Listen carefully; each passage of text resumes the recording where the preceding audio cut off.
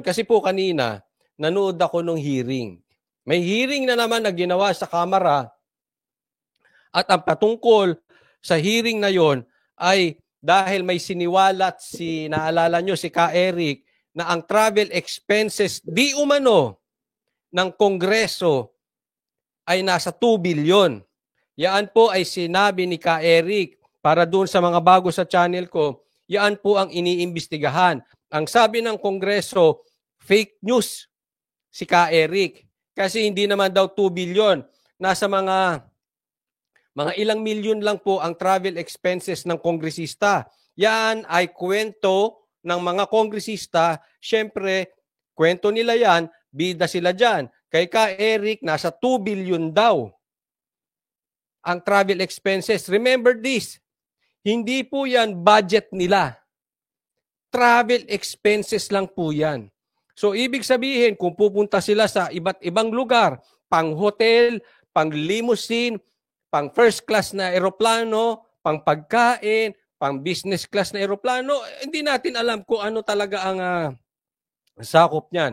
Pero kung tatagalugin natin ang travel expenses, ito po ang pinag-uusapan dito ay yung kanilang biyahe. Pamamasyal man, or ito ay official, or ito ay gastusin nila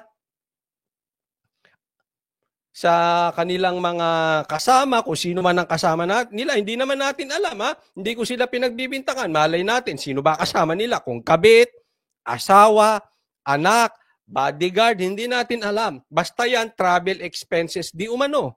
At ang sabi nga ng mga iba, usually yan, tinitira. Iniiwan nila. Halimbawa, ang hiningi, bilyon. Pero ang nagastos lang milyon. Yung tira, pamigay na. Yan po, ang nagsabi po niyan ay si Attorney Roque. Kaya sadya daw iniiwan yan. Sa page naman yan ni Attorney Roque, kayo mga kongresista, wag ako ipatawag nyo si Attorney Roque. Yan po ang iniimbestigahan. Pero napanood ko po yung live kanina. Yun po ang iniimbestigahan, yung travel expenses. Pero malayo na po. Ang tanungan kanina, sino ba ang talagang may-ari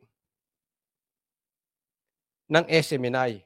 Kailan ba dinonate ni Kibuloy yung kanyang share dun sa kumpanya? Umiikot po yung istorya kanina sa SMNI at kay Kibuloy. Ito na po ang nakakasakit. Pag talagang pinag-initan ka, kawawa ka, ang layo na po sa istorya. Tandaan nyo po hindi katulad sa husgado.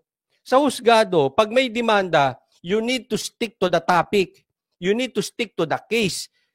You need to stick dun sa usapan. Ano ba yung demanda? Doon ka lang. Dito, iba-iba na. Ang layo na po, hindi mo na maramdaman yung travel expenses. Yun po ang usapin. Ito po, hamon ko sa inyo. Hamon ko sa inyo mga kongresista. Yun po ang ipaliwanag ninyo, yung travel expenses. Galit na galit kayo sa SMNI. Saan na tayo napunta? Pambihira kayo. Asa ng inyong Christmas spirit? Ang tinatanong sa inyo, magkano ang inyong travel expenses? Habang nagugutom ang taong bayan, hirap silang bumili ng mga bigas, manok, baboy, baka, gulay, sibuyas, apakamahal. Ang mahal ng bilihin, gasolina, napakamahal. Ang mga jeepney drivers nag-strike na dahil hindi na kaya ang gasolina. Ang mahal ng pamasahe.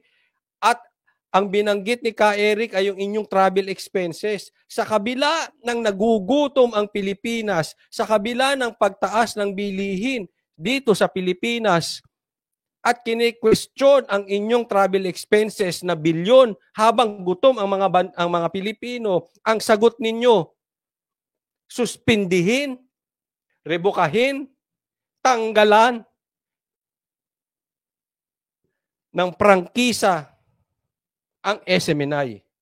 Ang layo nyo po sa putukan, anong nangyayari sa inyo? Hirap na hirap ang Pilipino. Instead na magpaliwanag kayo na hindi ganito ang aming travel expenses, magpakita kayo ng ebidensya.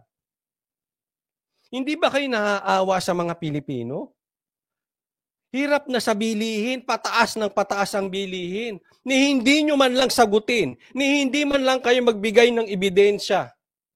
Doon sa tanong ni Ka Eric na 2 bilyon ang inyong gastusin sa pag-travel lang. Pag-travel nyo lang. Yung 2 bilyon kung binili nyo ng bigas, ang daming Pilipino kakain walang gutom. Ang hinihingi sa inyo, ipaliwanag nyo lang, pambihira kayo. Kongresista, ang hinihingi sa inyo, ebidensya. Kung hindi totoo yung sinabi ni Ka Eric, maglabas kayo ng ebidensya. Yan lang po ang hinihingi ng taong bayan sa inyo. Ebidensya, paliwanag.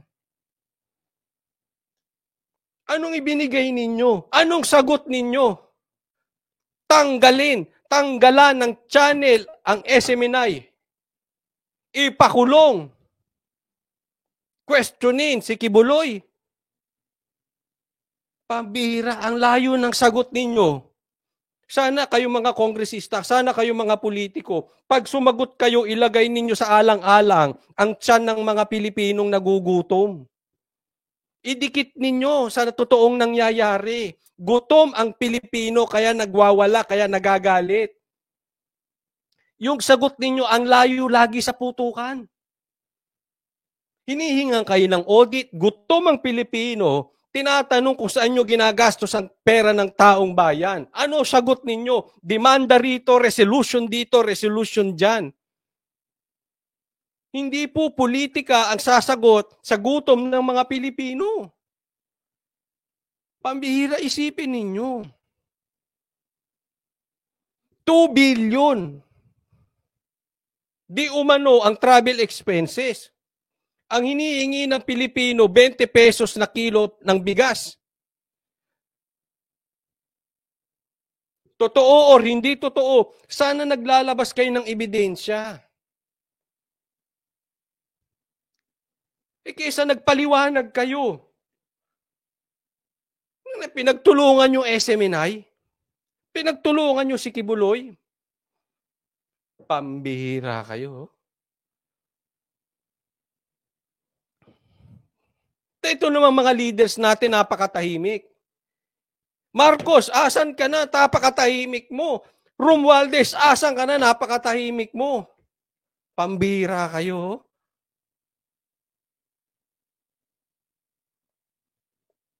Dapat kayong mga leaders, dapat kayo ang nagtatanggol sa mga taong hindi kayang ipagtanggol ang sarili. Kaya kayo nandiyan dyan eh. Hindi para ipagtanggol ang sarili ninyo. Kaya kayo nandiyan dyan para ipagtanggol ninyo ang hindi kayang ipagtanggol ang sarili. Gutom na Pilipino eh. Anong pinagtatanggol ninyo? Anong lumabas dyan sa ginawa nyong hearing? Pinagtanggol nyo lang ang sarili ninyo eh.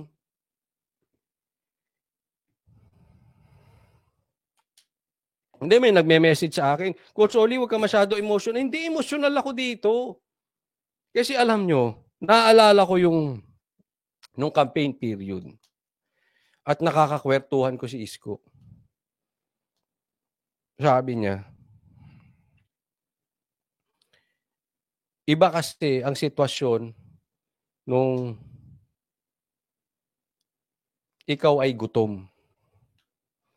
Yung ultimo tumaas ang presyo ng bilihin.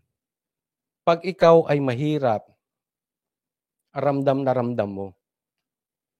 At karamihan ng Pilipino nagugutom ngayon. Let's be serious. Nagugutom ang mga Pilipino. Anong sagot nyo mga kongresista? Anong sagot nyo mga senador? President, anong sagot? Speaker, anong sagot?